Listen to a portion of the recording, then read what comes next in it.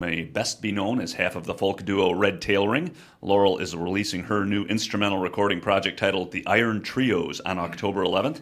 We chose the track Lost Indian that appears on that album. Laurel describes the project as, quote, diving deep into traditional and new fiddle music and musically revealing a bloom of underlying harmonic drones, minimalist repetition, and rich polyrhythms.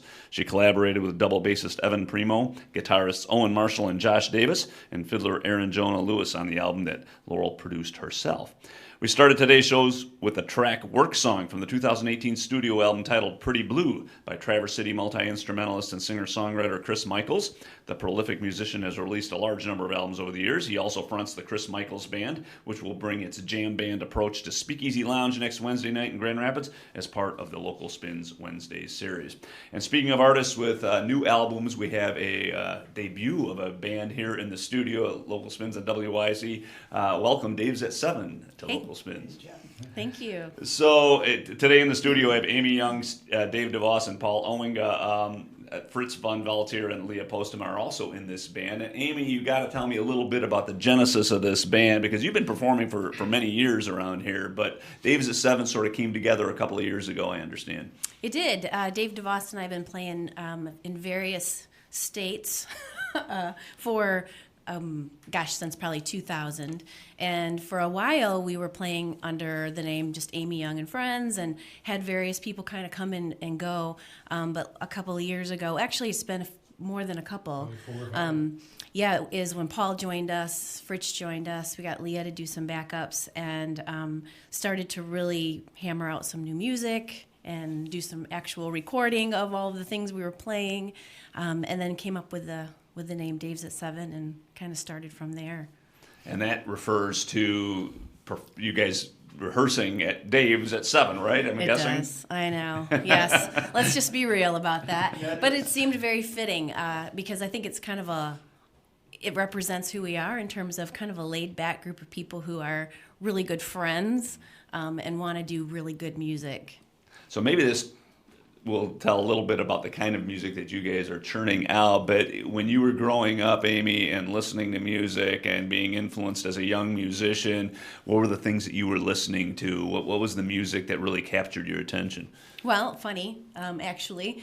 I grew up in a pretty traditional Christian home, and so when I was a little kid, I wasn't really getting much diversity yet. But at that time, Amy Grant was really big, and all I knew is that I wanted to be able to write music and sing music. That was, for whatever reason, that really hit me at that point.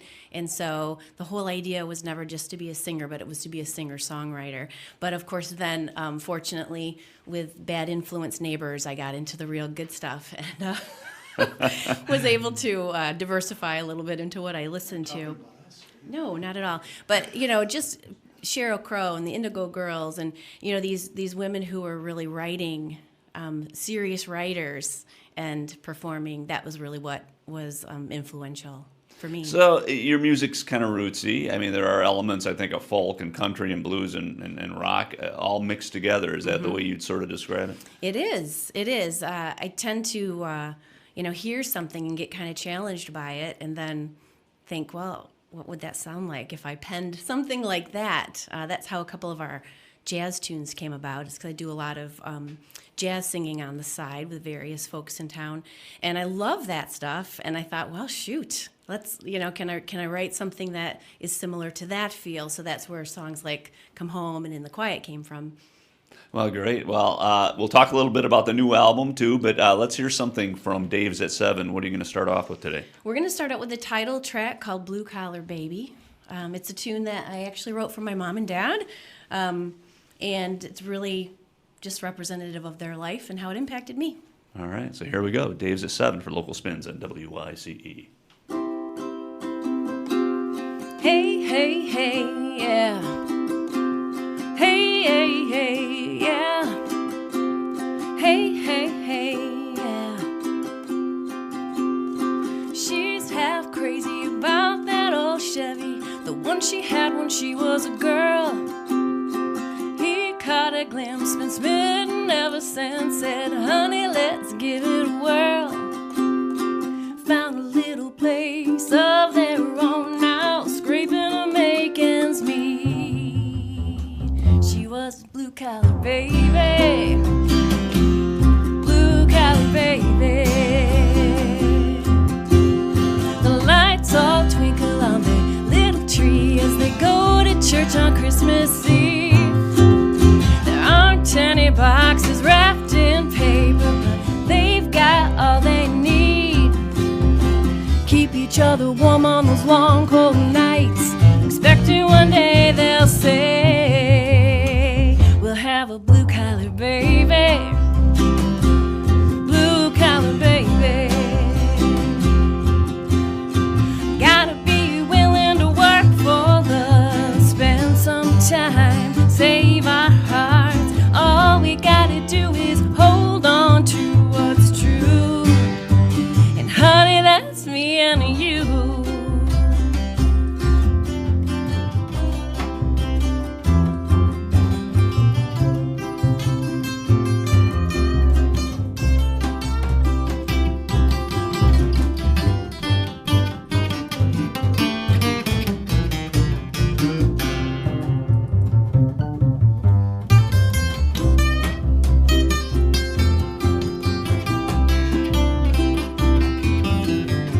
Time goes by with the changing tides, and waves tend to ebb and flow.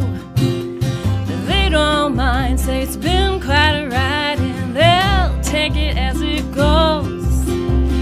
There was nothing fancy about the way they lived, but they sure made an impression on me. I'm just a blue collar baby. Blue collar baby.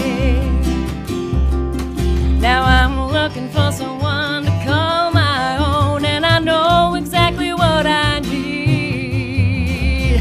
I need a blue collar baby. Hey, hey, hey, yeah. Hey, yeah, yeah. Hey, hey, hey, yeah.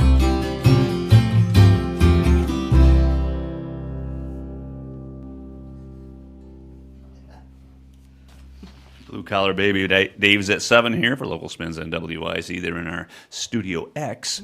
And they have an album release party this evening at Creston Brewery. So talk a little bit about this recording project, maybe how long it may have taken to pull all these songs together, and, was it done piecemeal or was it done all at once? I'm curious as to how you guys sort of formulated this recording. Yes, well, good question. Actually, it is kind of piecemealed, to be honest, because it took us 2 years, didn't it? Yeah, it took a while, but it was just a matter of kind of committing to the studio time. I think that was the biggest piece of it.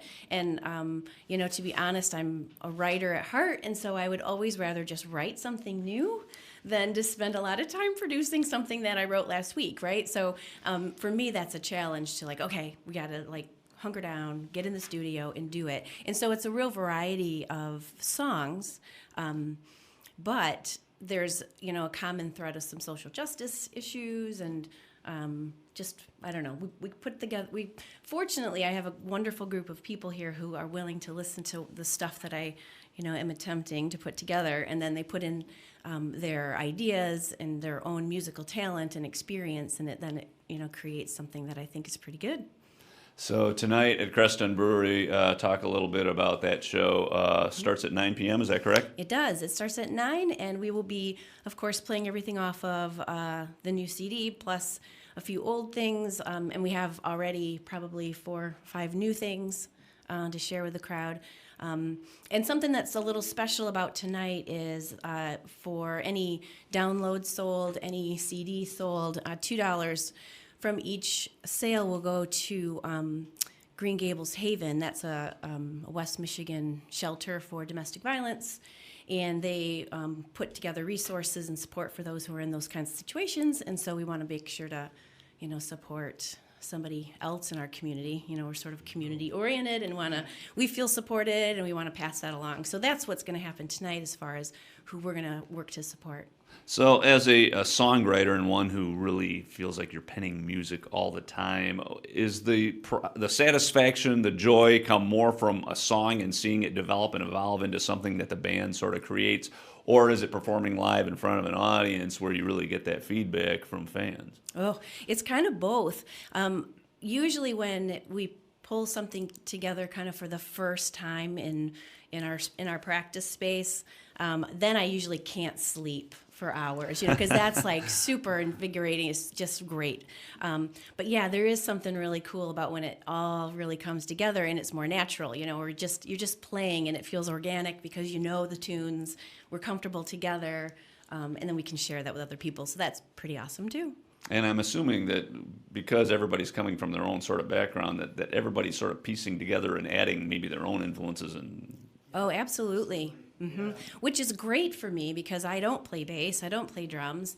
I try to speak that language and usually fail when I'm trying to explain, this is what I hear in my head. And then, but it's so great to have these experienced musicians who can say, well, what about something like this? Or let's play it a few times so I can kind of get a feel, and then I'll throw out some options. And what do you think is better? And so to be able to have that input from everyone, right, I think makes the song really a lot stronger than if it was more of a rocker, and I'm more of a jazz guy, so you blend all Right. that stuff together. Mm-hmm. Yeah, rock and jazz and everything in between. He never told me to turn it down. I never had that in a band before. All right, let's hear something else from the band. What is you're going to swap to it from ukulele? Amy was on a ukulele for the first one. Now Yes. she's heading back to an acoustic guitar for this one. What are we going to play next? We're going to play a tune called Carolyn.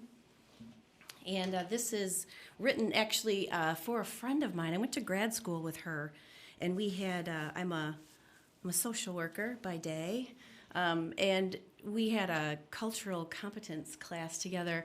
And Carolyn is an African-American female raising a family and doing a lot of things as a social worker as well. But I learned so much more from her probably than any professor, just in terms of her perspective of, she asked me a question one day. She said, when you look in the mirror, do you think to yourself, oh, I'm a white female? And I said, yeah, never have I ever thought that. And she said, well, I look in the mirror and I think that I'm a black female every single day. And just that change in perspective, and that's what really was the catalyst for this song. All right, here we go. Once again, Dave's at 7. Okay. 1, 2, 1, 2, 3.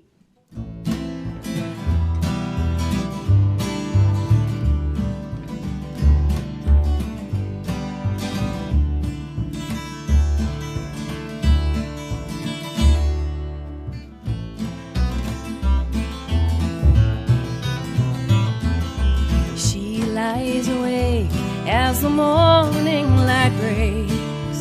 Everyone's got to be somewhere at the start of the day. She knows what she'll say to eyes that see clearly it's unfair. Oh, Carolyn, tell me, what do you see standing face to face with the mirror? Oh, Carolyn, at the end of the day, are the choices you must make any clearer?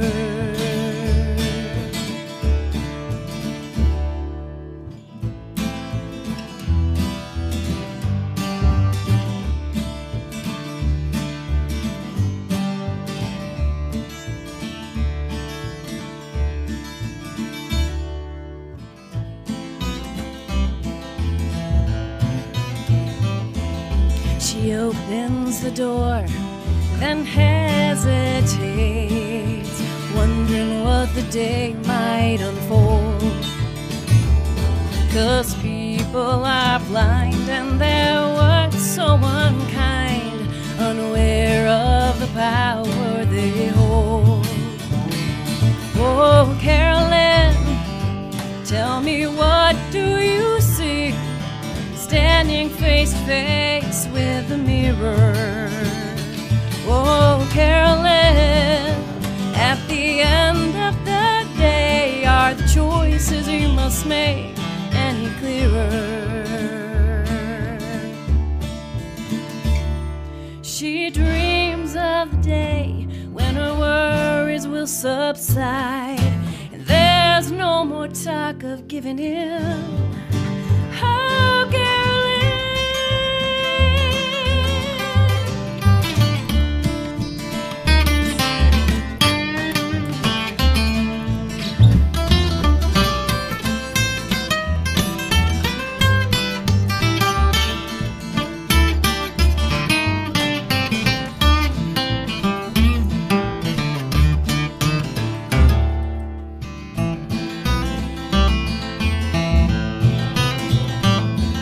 She tiptoes in as the night light shines and kisses three dreaming little faces, while I lie awake and contemplate, could I be strong enough to trade you places?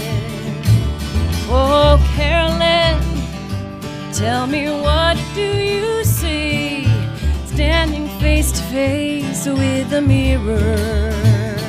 Oh, Carolyn, at the end of the day, are the choices you must make any clearer? Oh, Carolyn, tell me, what do you see standing face to face with the mirror? Oh, Carolyn, at the end of the day, are the choices you must make any clearer? Any clearer? Oh, Carolyn.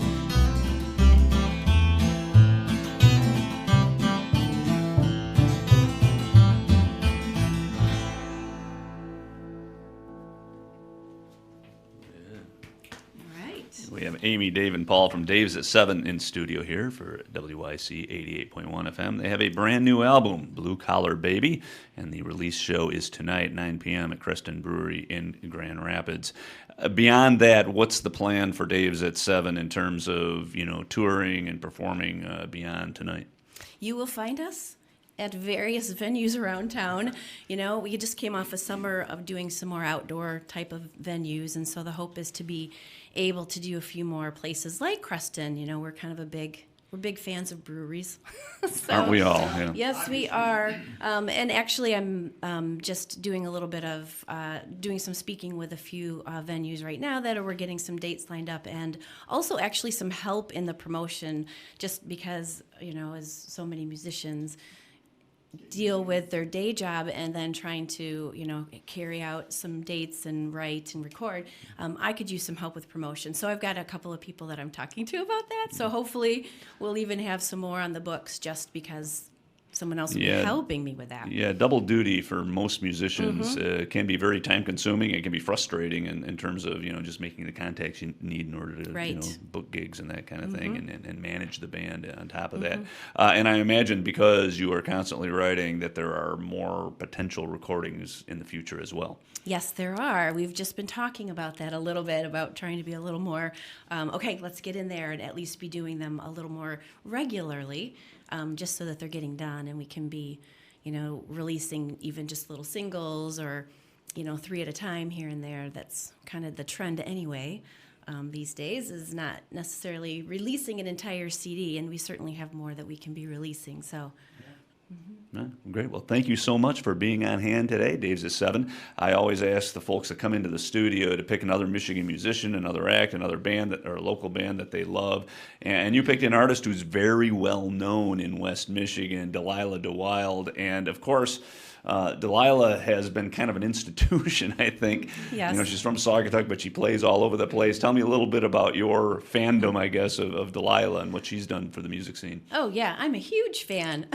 In fact, I'm always asking Dave to stand on his bass. He just won't do it. Oh, boy. I think it would add so much to our own vibe. But no, I just ran across her years ago, not knowing anything about her, and just loved her musicianship and just the fact, she's a great performer, and I love the songs that she does. She just pulls it all together in a very unique way, right, which I think is why she's so popular. There's a real uniqueness to her. Yeah, West Michigan's rockabilly and honky tonk queen. And if Delilah, if you're listening in, speaking of standing on your bass, she will probably remember that I had a photo shoot when I was working for the Grand Rapids Press many years ago.